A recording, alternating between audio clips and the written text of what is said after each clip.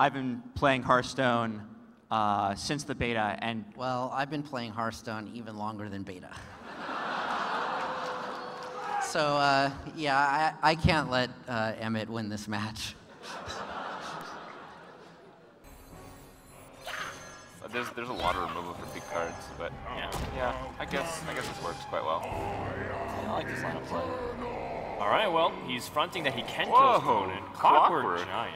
That's a meta call. This is a meta call that you anticipate your opponent playing Warlock and having a lot of hit cards in the hand. That would have been genius if he got that earlier. It is better than Mountain Giant if you're against the handlock. Right. I mean, the handlocks in this format are playing Flame Imps, Zombie Chows, though. Even then, it's still a very cool card, though. I didn't expect to see that. Mike's not happy to see his hand, though. This is looking pretty bad. He knows he's dead if he... Oh, okay, he can taunt a 9/9, but does that really help that much? If his opponent doesn't happen to have removal, then maybe, but this could be the victory push for game 1 for Mehmet. That's the advantage of making that aggressive Mal'Ganis play. I mean, it really paid off. Does he have it? Let's see. Well, the Doomguard would add 7, so... No, yes. Oh, no, yes, he has it. I think you Soulfire face and you try not to discard the Doomguard, and if you don't discard the Doomguard, you have lethal. All right. If you can pull that off, then it will be enough. Although it is a risk, right? You don't want to discard the Doomguard here. Well, how do you deal 9? What's the best way to deal 9? That's also tricky.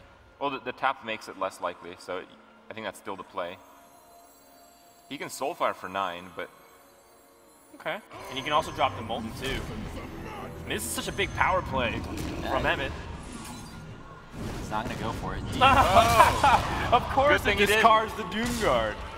Wow, he knows how Hearthstone works. Yeah. The one card you need in a full hand, that's the card you lose. But it's still a possibility. What if his opponent summons Doomsayer or something crazy on the other end? Doomsayer wouldn't trigger. Oh, okay. But that is a really dangerous card. That is the most dangerous card. But he can't tap, so nope. Okay. That's well, going to do it. He can't tap, he can't play Hellfire. Both those options kill him, and that's looking like checkmate, and that means Emmett Shear will win game number 1 here. All right, it certainly seems that way. Oh, the Honorable Sudoku. Not bad. Not a bad game at all. Yeah, I think the strategy was good. Yeah.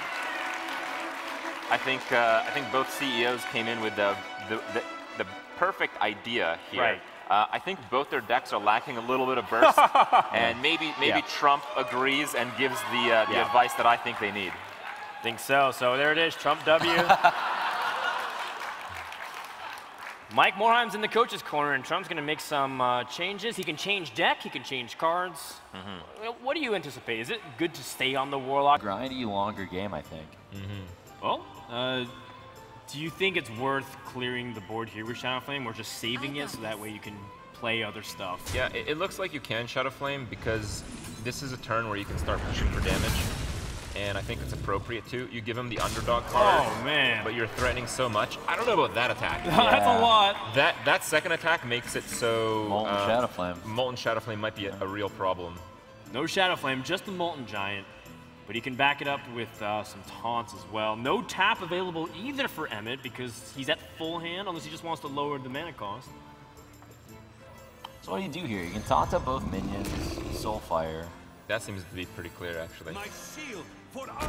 Yeah, your opponent just used Shadow Flame as well, so your board feels you're dead. Those double owls. Oh, he has 2 owls, you're right. Yeah. That's going to be game 2, assuming Mike Morheim knows this and sees this, but I anticipate that he's got this on lockdown. I think it's coming down pretty quick. Yeah. Oh, he's got 2 owls, 2 BGH. He's been looking for targets all game.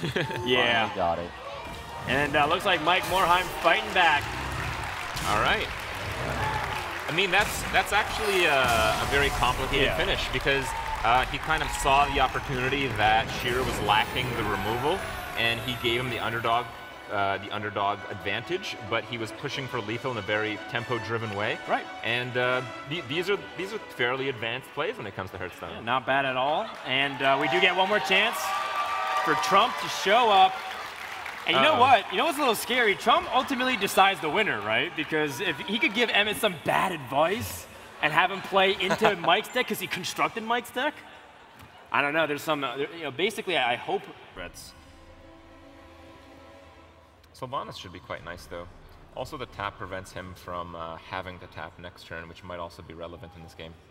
It's cool to see what a different game it is when neither deck has that much burst. Like, it actually comes down to some pretty complicated board control. Wow. He's really holding on to that BGH. I think he wants to just BGH a taunt down.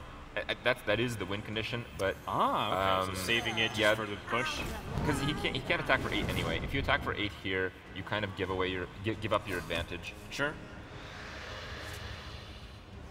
Man, these guys are making some pretty elaborate plays around the condition.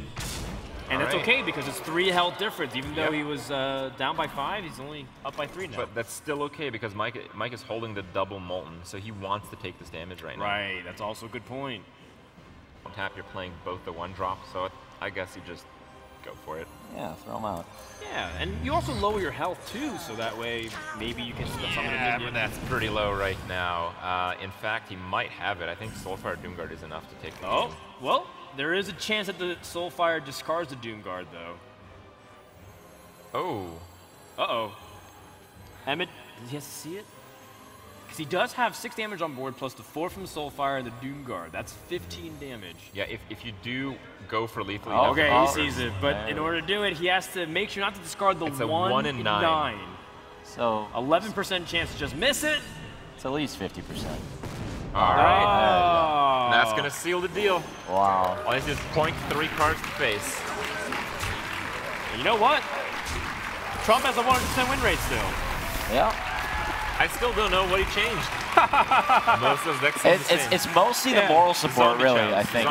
Oh, the Zombie Chows helped, yeah. Crowd really going wild here as Emmett Shear. I have to say, from my takeaway from this match is that the Trump advantage is real. Why don't we give it up for our champion of the Battle of the CEOs, the CEO of Twitch, Mr. Emmett Shear. And you can keep that going for both of our competitors, Mr. Mike Morheim, CEO and President of Blizzard. And thank you, Emmett, for a wonderful event, a wonderful TwitchCon. Thank you all for watching. Coming up next on this, wait, thank you to Trump. Let's give a little round up here for Trump. The Trump effect is real. You can stand next to your champion, take a little credit there. And for the rest of you, we have the